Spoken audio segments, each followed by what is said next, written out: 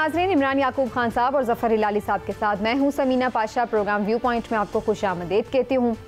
कप्तान अपनी इनिंग्स जारी रखे हुए हैं और आगे बढ़ाते हुए जारहाना अंदाज में आज वो पहुंचे हैं बहावलपुर। यहाँ पर भी उन्होंने एक स्टेडियम में ही मुखालिफिन पर बाउंसर्स बरसाने का जो काम है उसको जारी रखा। खूब धुआंधार तकरीर यहाँ पर भी खान साहब की, और यहाँ पर भी उन्होंने मुख्तलिफ ऐलानात किए हैं, यही कि अगर उन्हें दीवार से लगाया गया तो वो कॉर्नर्ड टाइगर बन जाएंगे, दीवार से मज़ीद ना लगाया जाए। साथ ही साथ हमेशा हर जगह जहाँ वो पहुँच रहे हैं वो ये कह रहे हैं कि जनाब इनको नज़र आ रहा है कि कोई इलेक्शन में मुकाबला नहीं कर सकता, इसलिए ये लोग इलेक्शन से डर रहे हैं, फौरी इलेक्शन करवाए जाए। मुतालबा भी वो कर रहे हैं, लेकिन उन्हें अपनी जीत का, अपनी फतह का पूरा यकीन भी है। बहुत सारे लोगों का ये ख्याल है कि वाकई इमरान खान साहब मकबूलियत के हवाले से इस वक्त इतने उरूज पर हैं कि उनकी जीत बज़ाहिर तो साफ नज़र आती है, लेकिन क्या उनकी इस जीत में कोई रुकावट भी है? बहुत सारे लोगों का ख्याल है कि जो उन पर केसेस हैं वो उनकी और कामयाबी के दरमियान एक दीवार हैं, और ये जो केसेस हैं, चाहे वो तौहीन अदालत का हो, ममनुआ फंडिंग का हो, इसकी सूरत में उन्हें नाअहली का सामना भी करना पड़ सकता है, और इसके साथ साथ हो सकता है कि किसी केस में उन्हें कुछ सज़ा भी भुगतना पड़े। तो ऐसी सूरत में क्या उनकी फतह यकीनी हो सकती है या नहीं? आखिर इसका हल क्या है उनके पास? इन केसेस से कैसे बचना होगा? क्या वो इनके करियर पे कोई नया दाग लगाने वाले हैं? इसके हवाले से भी गुफ्तगू करेंगे। इसके अलावा ये भी खबरें अब गर्दिश कर रही हैं कि पंजाब में फिर से किसी सियासी तब्दीली की बाज़गश्त है, और क्या दोबारा से हुकूमत को इधर से उधर करने की कोशिश की जा रही है, दोबारा से नून लीग के हवाले करने की कोशिश शुरू होने वाली है, या कोई इस तरह की बैकडोर चीज़ें चल रही हैं? इसके हवाले से भी गुफ्तगू करेंगे, और साथ ही साथ एक दफ़ा फिर से बात करेंगे कुछ PMLN में अपने अंदर जो तनाज़ात चल रहे हैं, जिसमें मिफ्ता इस्माइल साहब, डार साहब, ऐसा लग रहा है कि किसी के कोई फेवरेट है, किसी का कोई फेवरेट है। मिफ्ता साहब की जो पॉलिसीज़ हैं उस पर क्या पूरी PMLN का एतमाद है या नहीं, और उन्हें क्यों लगता है कि उनका वक्त थोड़ा है एज ए वज़ीर ख़जाना? तो इसके हवाले से भी कुछ गुफ्तगू करेंगे। फ्लड के ऊपर भी कुछ बात करेंगे। प्रोग्राम के आखिर में आप सबको खुशामदीद कहते हुए बात का आगाज़ करूँगी मैं हिलाली साहब से। हिलाली साहब, ये तो हर कोई अब देख रहा है कि खान साहब के जलसे इतने बड़े हैं, उनके क्राउड्स बहुत हैं, लोग बहुत पसंद कर रहे हैं, उनकी सोशल मीडिया पर बड़ी पजीराई है, और उन्होंने पंजाब का भी ज़िमनी इलेक्शन जीत कर, कराची का ज़िमनी इलेक्शन जीत कर ये साबित भी किया है कि वो इस तमाम सपोर्ट को वोट में कन्वर्ट भी कर सकते हैं। इतना यकीन उन्हें है कि वो इलेक्शन जीत सकते हैं, लेकिन आप समझते हैं कि इलेक्शन जीतने में एक रुकावट ये केसेस ज़रूर बन सकते हैं जिनका रिजल्ट अभी आना बाकी है? बिल्कुल नहीं, इसलिए कि देखिए शुरू से करें, आपने काफ़ी समअप किया है, मगर एक दफ़े और मुझे दौड़ाने दें हमारे व्यूअर्स के लिए। क्यों वो इतना कॉन्फिडेंट है? क्यों ये वो इसलिए इतना कॉन्फिडेंट है कि ओल्ड, यंग, बूढ़े, जवान, सेहतमंद, डिसेबल्ड, अमीर, गरीब, औरत, मर्द, ये सब आ रहे हैं इन द थाउजेंड्स, हज़ारों के तादाद में आ रहे हैं, स्टेडियम भर रहे हैं, और जितने स्टेडियम के अंदर लोग हैं ज़्यादा बाहर हैं। और दूसरी चीज़ जो है, इमरान खान को तो पता है कि लोग उनके मुकाबले, ये जो मुखालिफ लोग हैं, अपोनेंट्स हैं, उनके बारे में क्या सोचते हैं।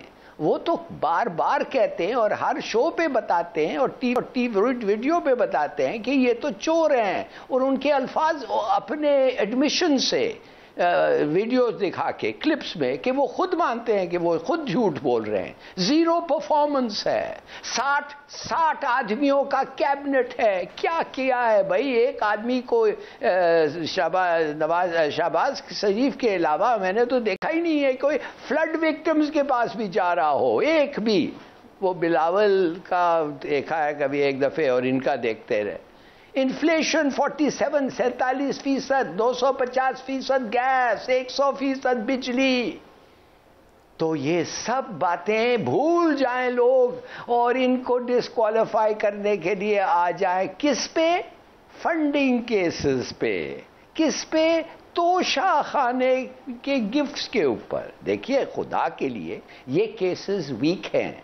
अगर भी इसमें टेक्निकल लैप्सेस हुए हैं, ये केस बहुत वीक है। क्या वो जजेस जो जानते हैं कि एक बड़ा पार्टी का लीडर जो है उसको ऐसे बेसिस पे डिस्क्वालीफाई कर देंगे रोकने के लिए? Never, not at all. और दूसरी बात मैं आपको कहता हूं, अगर भी कर दें, वो जेल से चलाएगा गवर्नमेंट, वो जेल से चलाएगा अपनी पार्टी। और अगर उसको घर पे रखें, वो घर से आप उसको डिस्क्वालीफाई कर दें तो घर पे बैठ से चलाएगा। सवाल ही नहीं पैदा होता कि इमरान खान को आप माइनस कर सकते हैं अगर वो जिंदा है। तो ये भूल जाएं कि इनके जो चालाक ये सब किस्म की जो साजिशें हो रही हैं वो काम। चलिए मैं जरा इमरान साहब का भी कमेंट लेती हूँ इसके ऊपर। इमरान साहब, आपका क्या ख्याल है? यही सवाल है आपके लिए भी, क्या सिर्फ मकबूलियत इतनी है कि और कोई चीज़ स्टैंड नहीं कर रही इसके सामने? और फिर ये भी तो इमरान साहब की जो ये मौजूदा गवर्नमेंट की परफॉर्मेंस है, वो भी तो कोई इस गवर्नमेंट को हेल्प आउट नहीं कर पा रही ना इतने इन्फ्लेशन में। तो किसी भी गवर्नमेंट का, वजह जो भी हो, किसी भी गवर्नमेंट का चांस नहीं है कि वो जीते। व्हाट डू यू से? बिस्मिल्लाहिर्रहमानिर्रहीम।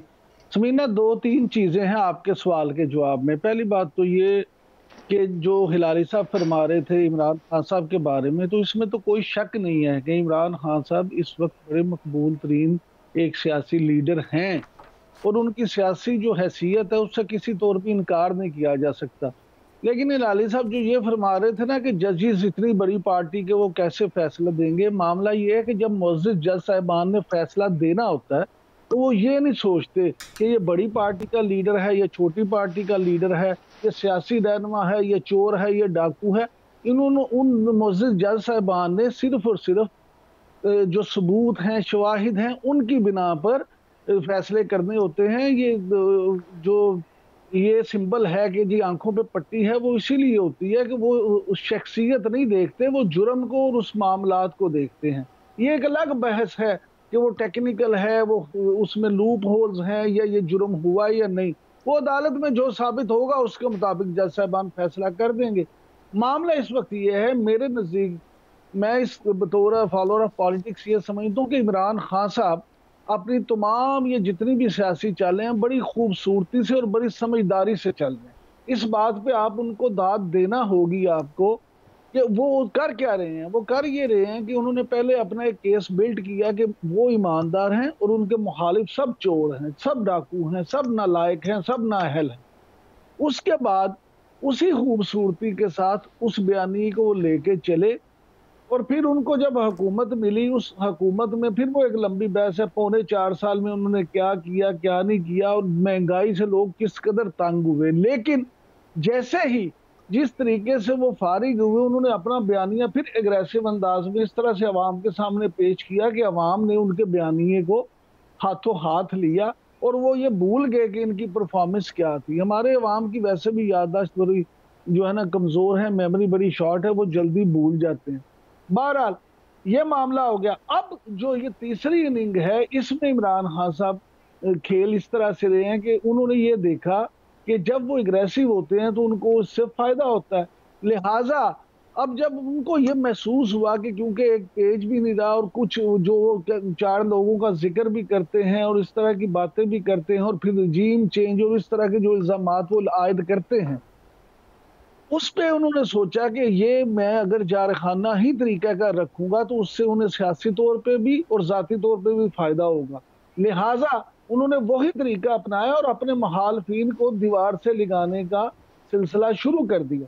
अब वो जो ये खुद बात करते हैं कि मुझे दीवार से ना लगाया जाए, मैं मजीद इस पे खतरनाक हो जाऊंगा, तो असल में वो ये बयानिया इख्तियार करके अपने मुखालफिन को दीवार से लगा रहे हैं, उनको अपनी एग्रेसिवनेस से उनको बैकफुट पे जाने पे मजबूर कर रहे हैं। अगर वो इस तरह से कामयाब हो जाते हैं तो देखिए इसमें उनका ही सियासी फायदा होगा, लेकिन अगर उनका ये दाव नहीं चलता तो इससे उन्हें नुकसान भी हो सकता है। अब वो तो जाहिर है कोई भी चाल हो इमरान साहब, वो फिर उसका फायदा भी हो सकता है और नुकसान भी हो सकता है। लेकिन आपकी अब आ जाती दूसरा आपका जो सवाल का हिस्सा है कि हुकूमत की परफॉर्मेंस। देखिए, गुजारिश ये है कि आप जो मर्जी के, आप किसी भी हुकूमत को, वो चाहे जब इमरान खान साहब की थी तो हम उस वक्त भी कहते थे, जब हिलारी साहब कहते थे कि आलमी मंडी में हो रहा है तो मैं उस वक्त भी ये कहता था कि गरीब आदमी जो है एक आम पाकिस्तानी, उसको इससे सरोकार नहीं है कि आलमी मंडी में क्या हो रहा है। मैं आज भी यही कहता हूँ कि शहबाज शरीफ के लिए मसले चाहे जितने मर्जी हों बतौर वजीर आजम के, लेकिन एक आम पाकिस्तानी जो है उसका मसला ये है कि उसको पेट्रोल कितने रुपए लीटर मिल रहा है। एक आम पाकिस्तानी खातून जो है, घरेलू खातून, उसका मसला ये है कि उसने जो घर का खर्च चलाना है, उसे बिजली का बिल कितना आ रहा है। महंगाई का जो फैक्टर है वो हमेशा ही इम्पोर्टेंट रहता है, चाहे किसी भी गवर्नमेंट के लिए हो। अच्छा, इस पे मैं इमरान साहब दोबारा बात करती हूँ, लेकिन चूंकि उससे पहले हम कर रहे थे कि टेक्निकली क्या नॉकआउट किया जाएगा उन्हें और केसेस का क्या फैसला हो सकता है मुमकिन, उस पर भी बात करना बड़ा ज़रूरी है। इस वक्त हमारे साथ शमीम मलिक साहब मौजूद हैं जो कि लॉ एक्सपर्ट हैं, तो उनसे कुछ जानते हैं केसेस की सेहत के बारे में। बहुत शुक्रिया आपका मलिक साहब फॉर द टाइम। सबसे पहले तो सर आपसे ये जानना चाहेंगे कि इमरान खान साहब के ऊपर इस वक्त मुतादिद केसेस हैं जिसमें दहशतगर्दी का भी मुकदमा है, कंटेम्प्ट का भी है, फिर इलेक्शन कमीशन में भी तोशाखाना और ममनुआ फंडिंग जैसे मामलात ज़ेरे समात हैं। आपसे ये जानना चाहती हूँ, क्या इनमें से किसी भी केस में उनकी गिरफ्तारी भी मुतवक्के है? देखिए, जहाँ तक उनके खिलाफ केसेस का ताल्लुक है, उसमें तमाम केसेस चल रहे हैं और उसमें टाइम लगेगा। तोशाखाना केस है, दहशतगर्दी का केस है, दूसरे हैं, और उनके अंदर एक प्रोसीजर है, एक एविडेंस का प्रोसीजर है। चार्ज फ्रेम होगा, एविडेंस आएगी, वो लंबी बात है। सबसे जो खतरनाक केस है वो कंटेम्प्ट वाला केस है, क्योंकि कंटेम्प्ट वाले केस में बहुत लंबी चौड़ी प्रोसीडिंग्स नहीं होती हैं। वो आपने देखा माजी में भी जब कंटेम्प्ट प्रोसीडिंग्स होती हैं तो बड़ी जल्दी में और बहुत ज्यादा कोई एविडेंस की जरूरत नहीं होती। तो मैं समझता हूँ कि जो सबसे बड़ा चैलेंज है वो कंटेम्प्ट वाला केस जो है, जो इस्लामाबाद हाई कोर्ट में इस वक्त चल रहा है, वो उनके लिए बहुत बड़ा चैलेंज है। और एक और केस है जिसमें सुप्रीम कोर्ट ने भी 8 तारीख के लिए एक बेंच कॉन्स्टिट्यूट कर दी है। तो ये 2 केसेस जो है, मैं समझता हूँ उनको सबसे ज्यादा तवज्जो इन पे देनी चाहिए। इनमें जो है वो ज्यादा रिस्क है कि वो कहीं, चूंकि कंटेम्प्ट में अगर खास तौर पर हाई कोर्ट से या सुप्रीम कोर्ट से आपको कुछ सजा हो जाती है तो उसकी इम्प्लीकेशन फिर बहुत ज्यादा है, क्योंकि उसमें फिर आपकी नाअहली भी जो है उसकी वजह से हो जाती है। जिस तरह आपने देखा एक साबका प्राइम मिनिस्टर को इवन सिर्फ till rising of the court सजा दी है, सेकंड की सजा से नाअहली तो लेकिन हो गई थी, उसके बाद उनकी नाअहली जो है हो गई थी। तो मेरा ख्याल है वो सबसे बड़ा चैलेंज जो है वो कंटेम्प्ट प्रोसीडिंग्स का है जो अभी चैलेंज आपको। लेकिन इसमें फौरी तौर पे कोई गिरफ्तारी का इम्कान आपको दिखता है? फौरी गिरफ्तारी नहीं, मुझे नहीं लगता, इसलिए कि जो अरेस्ट है, ये जो अरेस्ट का लॉ है, ये बुनियादी तौर पे बर्रे सगीर में बाकी दुनिया से डिफरेंट है। बाकी दुनिया में जो कॉन्सेप्ट्स हैं अब वो यही हैं कि जब तक कोई ऐसी एविडेंस ना आ जाए जो कि अनरिबर्टेबल हो और जिसकी बुनियाद पे किसी को कन्विक्शन हो सकती हो, तो गिरफ्तार आमतौर पर नहीं किया जाता। लेकिन हमारे यहाँ पे चूंकि ये एक टेंडेंसी है, और इवन पिछले जो दौर था गवर्नमेंट का, जब इमरान खान साहब खुद रूल कर रहे थे, आपने देखा नैब ने किस तरह से लोगों को पकड़ा, उनके खिलाफ कोई एविडेंस भी नहीं थी, उनको पकड़ लिया और 3-3 महीने के लिए रखा। तो ये miss use of arrest, power of arrest जो है वो हमेशा से यहाँ पे होती रही है। लेकिन मैं चूंकि क्रिमिनल लॉ में ज्यादा प्रैक्टिस की पहले 10-15 साल, तो मैं ये समझता हूँ कि अरेस्ट का जो इख्तियार है ये बहुत ज्यादा यहाँ मिस यूज होता है, किसी के खिलाफ भी हो सकता है। लेकिन जो इमरान खान के खिलाफ केसेज हैं और जो इस वक्त सिचुएशन नजर आ रही है, मेरा ख्याल है कि उनको कोई इमिनेंट अरेस्ट का खतरा किसी केस में मुझे बज़ाहिर नजर नहीं आता। लेकिन अगर कंटेम्प्ट प्रोसीडिंग्स में किसी किस्म की कोई उनको सजा हो जाती है तो वो सबसे ज्यादा डेंजरस बात है, वो नाअहली की हो सकती है। लेकिन शमीम मलिक साहब, आपको लगता है कि कंटेम्प्ट के केसेस में जो उस दिन भी समाअत हुई थी, एक मौका भी दिया है अदालत ने, मोहलत मिली हुई है उन्हें, तो उसमें अगर मुआफ़ी तलाफ़ी की तरफ जाया जाए तो जान खुलासी हो सकती है। ज़्यादातर लोगों का, जो लॉ एक्सपर्ट्स हैं, उनका ओपिनियन होता है कि आमतौर पर गैर मशरूत मुआफ़ी मांग ली जाए तो फिर अदालत शायद उस तरफ नहीं जाती। आपके ख्याल से बेहतर ऑप्शन क्या है? देखिए, अभी तक अगर आप कंटेम्प्ट लॉ देखें, इसका सबसे बड़ा चैलेंज ये है कि ये आपने कंटेम्प्ट भी जिस फोरम की होती है, यानी अदालत की, आपका केस भी चूंकि उसी फोरम पे सुना जा रहा होता है, यानी अदालत में। देखिए ना, अगर आपने मेरे और आपके दरमियान कोई नालिश है और अदालत में जाएगी तो वो फिर अदालत को इंडिपेंडेंटली फैसला कर सकती है। क्योंकि कंटेम्प्ट के केस में जो विक्टिम है वो खुद कोर्ट होती है। तो आमतौर पे हमारे यहाँ अभी तक कोई ऐसा केस नहीं है जिसके अंदर कंटेम्नर ने उसको कंटेस्ट किया हो और वो एक्विट हो गया हो। इसी वजह से जो जितने भी लॉ एक्सपर्ट्स हैं, जितने आपके उस वक्त वकील होते हैं, वो आपको यही कहते हैं, अगर वो ये समझते हैं कि कंटेम्प्ट का कोई शाइबा भी है उसमें, तो वो कहते हैं अनक्वालिफाइड जो अपॉलॉजी है वो टेंडर कर दें ताकि अदालत से जान छुड़ाई जाए। तो आपको इन तमाम बुनियादों पर ये केस सबसे खतरनाक लग रहा है। बहुत शुक्रिया आपका शमीम मलिक साहब, thank you so much for your opinion. लेकिन जनाब, सिर्फ केसेस ही नहीं है, सियासी महाज पे भी बड़े चैलेंज है कप्तान को। और हिलाली साहब, आपने ये खबर सुनी है, दोबारा से ये बातचीत हो रही है कि पंजाब में दोबारा से जो नून लीग है उसकी हुकूमत बनाई जा सके, और बड़े इस पर सीनियर सहाफ़ी जो है ये खबरें दे रहे कि इसके ऊपर होमवर्क जो है वो चल रहा है और काफ़ी हद तक कंप्लीट होने के करीब है, हमजा शहबाज भी अब वापस आ चुके हैं मुल्क में, तो आपको लगता है कि ये मुमकिन है अब फिर से नून लीग के पास हुकूमत का जाना? भाई जब तक इस दुनिया में पैसे हैं, पाकिस्तान के पॉलिटिक्स में कुछ भी हो सकता है, आपने तो देख लिया है। अब वो एक और वो 2000 केसेस, अगर 200 सूट केसेस आ जाएं नोट्स के कराची से या जिधर भी जरदारी साहब हैं, और एक घर में बैठ के वो बांटने लगे, तो कुछ भी हो सकता है। क्या नहीं हो सकता है?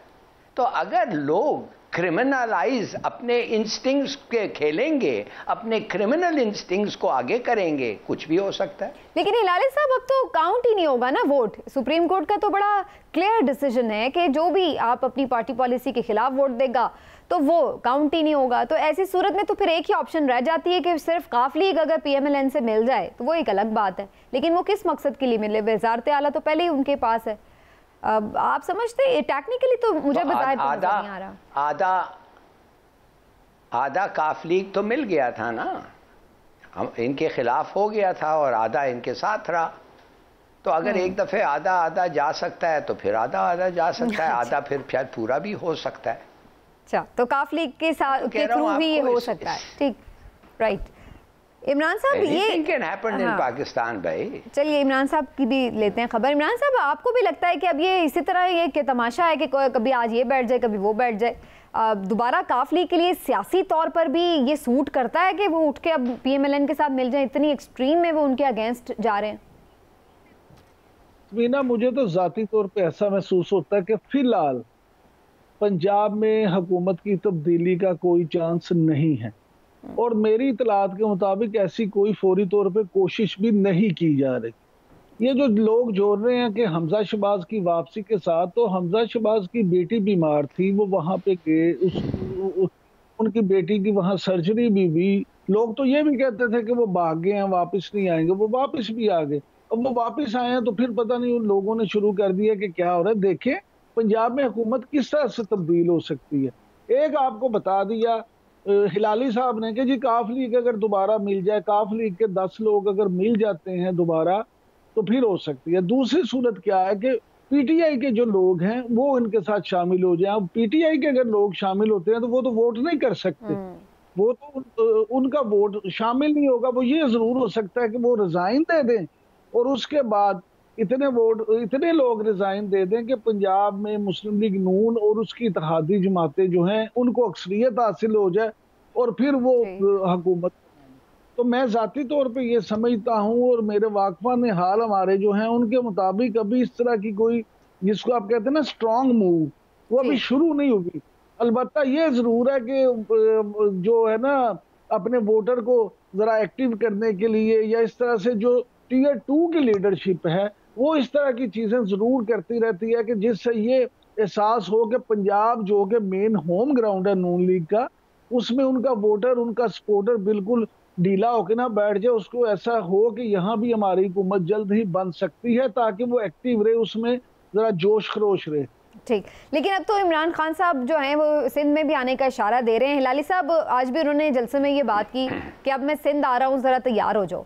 मेरा आपसे सवाल ये है कि सिंध में जो हालिया फ्लड्स ने किया है सारा तबाही, वो मद्देनज़र रखते हुए, कराची का तो खैर सालों साल से हाल बुरा है, वो देखते हुए, और फिर जो कराची में अभी हमने देखा है कि एक सपोर्ट भी नज़र आई PTI की दोबारा से, तो उसके तनाजुर में आपको क्या लगता है कि अब की बार क्या PTI सिंध के जो देहात वाले इलाके हैं उनको फोकस करते हुए यहाँ पर गवर्नमेंट बनाने की पोजीशन में आ सकती है? ये बड़ा अच्छा सवाल है आपको। मैं तो करता रहा हूँ कि कब सिंधी और सिंध के लोग उठेंगे और कहेंगे इनफ इज़ इनफ, मगर बड़ा मुश्किल है कहना कब इनफ इज़ इनफ, इसलिए कि उनकी गुर्बत इतनी है और फिर उनको ऑफर्स जब आते हैं वो इतने टेम्पटिंग हैं, बेचारे इतने गरीब हैं कि फिर वही ऑफर्स एक्सेप्ट करके फिर वही वोट करते हैं उसी पार्टी के लिए जो 20 साल से कुछ नहीं किया है इनके लिए। मैं बड़ा मुश्किल है कहना, और बड़ा अफसोस से मुझे ये होता है कहना कि उनको एक ऑनरेबल चीज़ करना चाहिए और वोट उसको देना चाहिए जो अपने उनके देश के सिंध के बारे में सोचता है। मगर मैं नहीं कह सकता, मैं उनको ब्लेम भी नहीं करूँगा, इतनी गुर्बत है। देखिए, आपको मैं सिर्फ एक चीज़ प्लीज़ बता दूँ कि आज मैं हैरान हो गया कि लोग 7 दिन और 8 दिन से उनको खाना नहीं मिला है, और उन्होंने खुदा को दुआ किया है कि या अल्लाह, जितना हम खाना मस्जिद में भेजते थे उतना ही खाना वापस हमें भिजवा दे किसी तरीके से। तो ये है उनकी हालत। ये दूसरा एक सेगमेंट है फ्लड्स का, जिस पे शायद इस पे बात होगी समीना। जी, जी। 100 मील का तालाब आपने तो कभी देखा ही नहीं होगा। 100 किलोमीटर का तालाब, बिल्कुल बहुत बड़ी तबाही है। सिंध में है। इसमें मैं बिल्कुल डिटेल में बात करते हैं। एक छोटा सा, मैं आपको सिर्फ एक चीज कहना चाहता हूं कि इससे पहले आपने जिक्र किया था कि क्या होगा, जो आपने कंटेम्प्ट और इस पे, जी मैं ये पूछना चाहता हूं कि एक सवाल जो मैंने पूछा था उसका जवाब मुझे नहीं मिला, और मैंने 1-2-4 जजेस से भी ये सवाल पूछा था। मैंने सिर्फ ये पूछा था कि क्या कोई प्रेसिडेंट है जिधर एक आदमी जिसके खिलाफ टॉर्चर हुआ हो और उसके पास जख्म और मार्क्स हो जख्म के, उसके जख्म नजर आता हो, क्या किसी जज ने उसको वही आदमी को रिमांड उन्हीं लोगों को दिया जिन्होंने उनके खिलाफ ये किया था? और अगर पता नहीं है अगर उन्होंने किया था, उन्होंने मारा था कि नहीं, क्या अगर एक इंडिपेंडेंट मेडिकल ओपिनियन लेना था कि नहीं?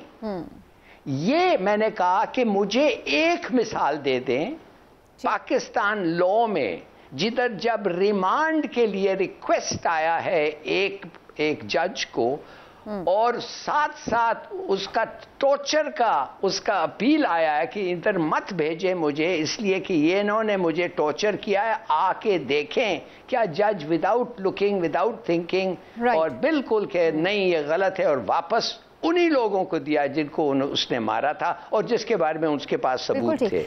मैं ये एक सवाल पूछा, मुझे आज तक जवाब नहीं मिला। आपकी बात तो बड़ी सही है और सब इस पे ये बात कर रहे हैं। एक सेकंड इमरान साहब के वो आपकी बात बिल्कुल सही है और क्वेश्चंस भी बड़े वैलिड थे जो इमरान खान साहब रेज कर रहे थे, लेकिन द थिंग इज कि इस चीज़ के ऊपर क्या उन्हें जज के ऊपर बात करनी थी या उसके ऊपर जाके अपील करनी थी? क्योंकि ज़्यादातर जो लोग हैं उनका ये ख्याल है कि अगर ऐसी शिकायत हो गई थी जज से कि ऐसा कोई मिसाल नहीं मिलती जो आपने कहा, तो फिर अपील के लिए जाना चाहिए था बजाय इसके कि वो कोई जलसे में खड़े होके ऐसे अल्फाज इस्तेमाल करते हैं कि कंटेम्प्ट के ज़िम्मे में आ गए। लेकिन एनीवेज ज़ाहिर इस पे देखते हैं कि वो वाकई कंटेम्प्ट के ज़िम्मे में आते हैं या नहीं, इस पर तो अदालत को ही फैसला करना है। इमरान साहब आपको मजीद कुछ कह रहे हैं? मैं ब्रेक की तरफ मुझे जाना है। देखिए, मुझे मौका दिए बगैर ब्रेक पे ना चली जाएं, मेरी भी बात सुन लें। गुजारिश सिर्फ इतनी है कि हिलाली साहब की बात पे पहले मैं आ जाऊँ। हिलाली साहब ने लगता है कभी ना किसी लोअर कोर्ट में चक्कर नहीं लगाया। मैं इनसे दरख्वास्त करूंगा कि ये जो कहते हैं ना कि पाकिस्तान में ऐसी मिसाल नहीं मिलती, हिलाली साहब हमारा अलमिया ही ये है, हमारे यहाँ कानूनी पेचीदगी इस तरह की हैं, सिस्टम इतना खराब है कि रोजाना की बुनियाद पे आप किसी भी अदालत कचहरी में चले जाएं, आपको पुलिस जब मुल्जिम को लेके आती है, उन्होंने उस पर टार्चर किया हो ना किया हो, जितना मर्जी टार्चर शदीद किया हो, फिर जब वो रिमांड, क्योंकि उन्होंने 14 दिन का मुख्तलिफ केसेस में रिमांड लेना होता है, पहले 2 दिन 4 दिन 5 दिन, तो अदालत में जो जज साहब या मजिस्ट्रेट बैठे होते हैं मुअज़्ज़िज़ अदालत में, वो उसी तरह फिर उसी को रिमांड कहते हैं जी, मजीद 3 दिन के लिए रिमांड पे दे दिया।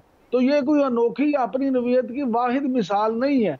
असल प्रॉब्लम ये है कि यहाँ पे सिस्टम में या तो कानून में इस तरह की तरमीम हो कि पहले उस दरख्वास्त को एंटरटेन किया जाए जिसमें मुल्जिम की तरफ से की शिकायत कर रहा है। बिल्कुल ठीक है। तो एक ब्रेक लेते हैं नाज़रीन, ब्रेक से वापस आप मजीद भी बात करते हैं। इकोनॉमी के हालात भी दिगर गुँ हैं और उसके ऊपर भी आपस की कुछ चपकलिश भी नज़र आती है, उस पर भी थोड़ी बात करेंगे और आगे चल के थोड़े फ्लड्स के ऊपर भी बात करेंगे एक ब्रेक के बाद।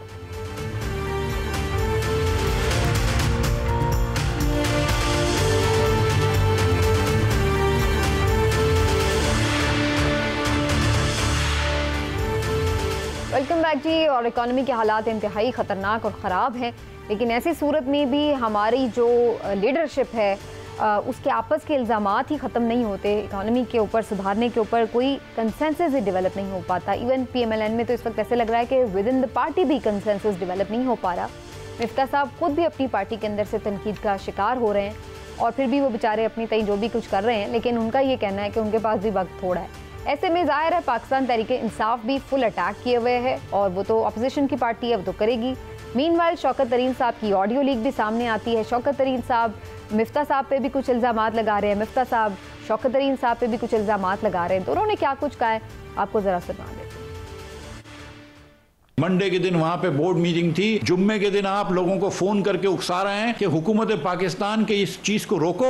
पंजाब के ब्यूरोक्रेट्स ने ये लेटर लिखने से रिफ्यूज कर दिया, केपी के वजीर ने खुद लेटर लिखा और फिर आके झूठ बोला हम ये लेटर किसी को भेजा नहीं है, लेकिन वो लेटर खुद इन्होंने कहा कि IMF के नंबर 2 को भेज देंगे और आपने नाम लिया कि एस्टर को भिजवा दो। तो भाई खुदा का वास्ता है, अब ये झूठ पे झूठ पे झूठ बोलना छोड़ दें। कौन जेपरडाइज कर रहा था इस IMF प्रोग्राम? हम कर रहे थे या जिन्होंने टेप्स लीक किए? आप अपने गिरेबान में झांकें। शायद खकाना बाजी साहब शौकत तरीन गद्दार नहीं है, गद्दारी के सर्टिफिकेट देना बंद कर दे। तो ये सूरत हाल रही, इस पर बात करते हैं और पहले मैं जाऊंगी हिलाली साहब की तरफ। हिलाली, ये जो ऑडियो लीक आई इसके ऊपर बड़ी बातचीत हो रही थी कि जनाब को PTI मुल्क से गद्दारी कर रही है, IMF का पैकेज ना मिले पाकिस्तान को और ये हुकूमत उसकी वजह से क्राइसिस में जाए, इस वजह से जो है इस सारे स्टेक पर लगा दिया गया, सिस्टम को, मुल्क को स्टेक पर लगा दिया गया। ये है इस वक्त मौजूदा हुकूमत का बयानिया। PTI का बयानिया ये है कि जी हम तो ये बात कर रहे थे कि उनसे आप निगोशिएट करें कि बेहतर अंदाज से हम फ्लड्स वगैरह से भी निपट रहे हैं, तो हमारे लिए मुश्किल है। तो आपके नज़दीक क्या वाकई जो ये ऑडियो लीक है ये इतनी ख़तरनाक थी और ये वाकई इस ज़िम्रे में आती है कि ये सबूताज कर रहे थे IMF डील को?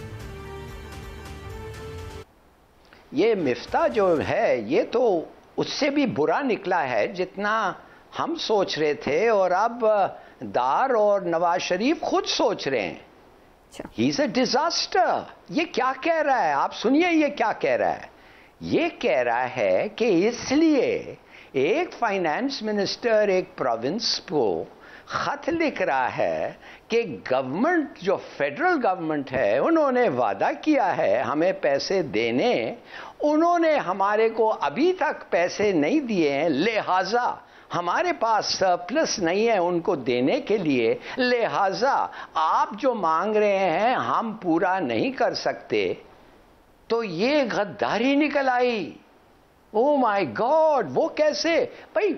फेड जो हैं IMF, they don't give a dam for provincial governments. वो बात कर रहे हैं फेडरल गवर्नमेंट के साथ, वो बात कर रहे हैं मिनिस्टर ऑफ फाइनेंस, वो कह रहे हैं उनको हमें आप प्रॉमिस करें कि ये पैसे आप देंगे लेंगे और उसके साथ वो करेंगे जो हम कहते हैं, वादा करें। इन्होंने ठक करके वादा कर दिया, बस वो काफी है, वो काफी है IMF के लिए। वो हर वक्त नहीं जाके देखते हैं कि कौन सा सेक्रेटरी और कौन सा सेक्शन ऑफिसर ने क्या लिखा है जो उनके एग्रीमेंट के खिलाफ है। वो कहते हैं फेडरल गवर्नमेंट को तुम रिस्पॉन्सिबल हो जो तुमने वादा किया है, बस।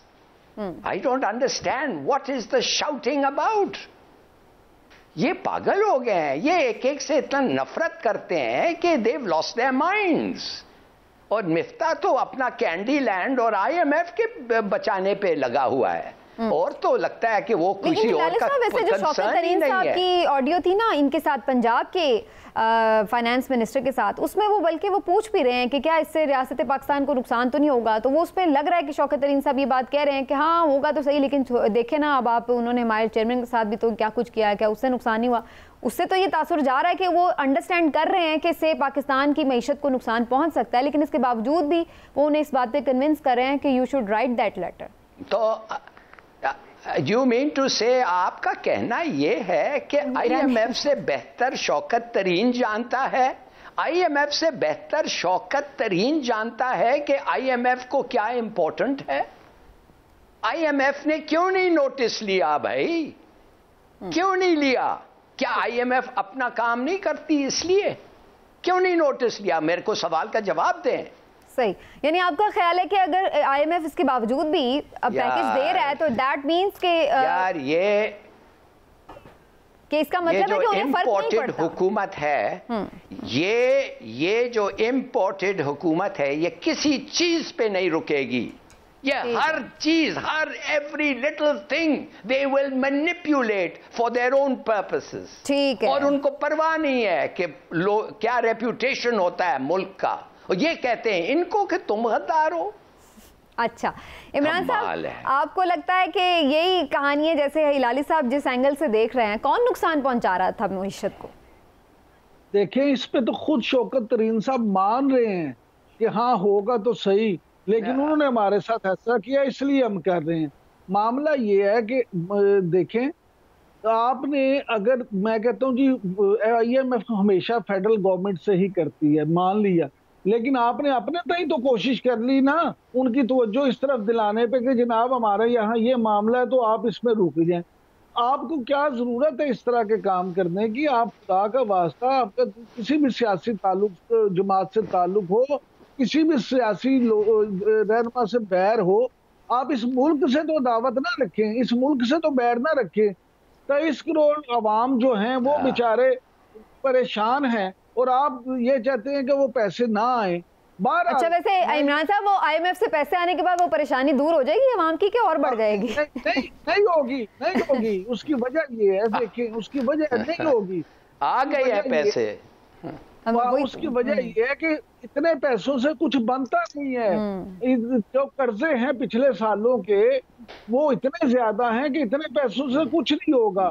मिफ्ता इस्माइल की जो बात है, मैं आपसे अर्ज करूं, जो आपने बात की पहले अपने उसमें सवाल में, इशू क्या है?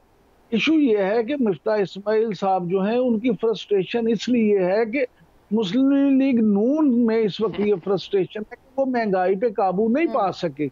हालात मजीद और सैलाब की वजह से मजीद खराबी की तरफ हालात चले गए हैं। अब इनका ख्याल था कि शायद बाहर से मजीद इनको पैसे मिल जाएंगे। IMF ने तो इतना लेट कर दिया कि उसकी वजह से मसला बना। फिर दोस्त ममालिक ने भी उस तरह से ताउन नहीं किया जो इनका ख्याल था या इनकी एक तवक्को थी। लिहाजा ये सारी जो फ्रस्ट्रेशन है इन्हें इस वक्त, तो मिफ्ता साहब को कहीं कुर्बानी का बकरा तो नहीं बना रहे इमरान साहब? सारे उस पर डाल के इन्हें फारिग कर दो। एग्जैक्टली मैं यही कहने जा रहा था कि ऐसा लगता है कि जैसे मिफ्ता इस्माइल जो हैं उनको कुर्बानी का बकरा बनाया जा रहा है और उनको उन पे सारी जिम्मेदारी डाली जा रही है। अगरचे इस वक्त तक वजीर आजम उनके साथ खड़े हैं, लेकिन आप देखें इसहाक डार साहब अगर आ भी जाते, अगर वो वजीर खजाना बन भी जाते तो वो क्या ऐसा कर लेते? भाई आप जो कर सकते हैं, आपने यहाँ हाथ से कुदाल लेके तो जमीन तो नहीं थी डिग कर दी, आप वहां से मशवरा ही देना था ना, वो तो वहां से भी कर सकते। बिल्कुल सही। मैं एक चीज कहूं, मैं पहले दफे इशू सिर्फ इतना है कि मामला इनसे संभल नहीं रहे, तो ये फ्रस्ट्रेशन है। ठीक, राइट जी। लाली साहब, योर कमेंट। मैं पहले दफे इमरान से एग्री कर रहा हूं। मैं ये कहूँगा, इमरान याकूब से एग्री कर रहा हूं। मैं ये कहूँगा कि ये लोग जो हैं, देखिए मैं आपको बताना ये चाहता हूँ कि इसहाक डार जो डिसअपॉइंटेड है और नवाज शरीफ जो डिसअपॉइंटेड है, जो हुआ है उनके साथ, ये पूरा डिजास्टर्स गवर्नमेंट है उनके लिए। देखिए बात असल ये है कि डार ने क्या किया था समीना, 9 बिलियन रुपया पाकिस्तान के रिजर्व से दार साहब ने खर्चा था डॉलर का रेट डिप्रेस करने के लिए, माने लो रखने के लिए, 9 बिलियन डॉलर्स। और जब वो नहीं चला इसलिए कि लोग फिर डॉलर लेके निकल रहे थे, तो उन्होंने फिर कंट्रोल लेजिस्लेशन किया, कंट्रोल किया on the outflow of dollars. इतने रैपिड हो गया था।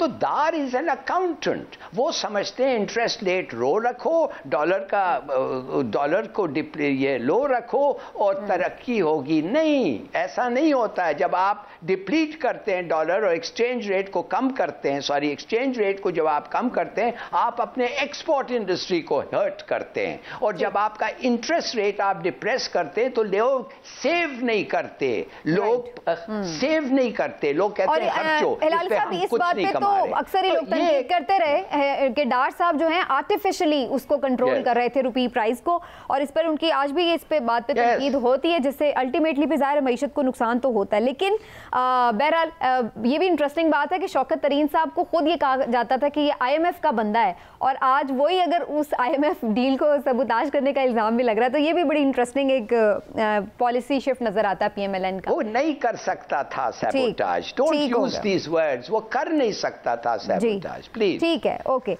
थोड़ा सा वक्त रह गया, मैं चाहूंगी कि फ्लड के ऊपर जरूर बात की जाए। बहुत बड़ी तबाही है फ्लड के ऊपर, और इस पर national flood response and coordination centre का पहला इजलास भी हुआ है, जिसमें पाकिस्तान को क्लाइमेट ट्रेजेडी के बाइस बदतरीन सैलाब का सामना हुआ है। इस नतीजे पर पहुंचे हैं कि क्लाइमेट चेंज आया, उसकी वजह से जो पाकिस्तान है उसको इतना ज़्यादा मैसिव फ्लड जो है वो देखना पड़ा है।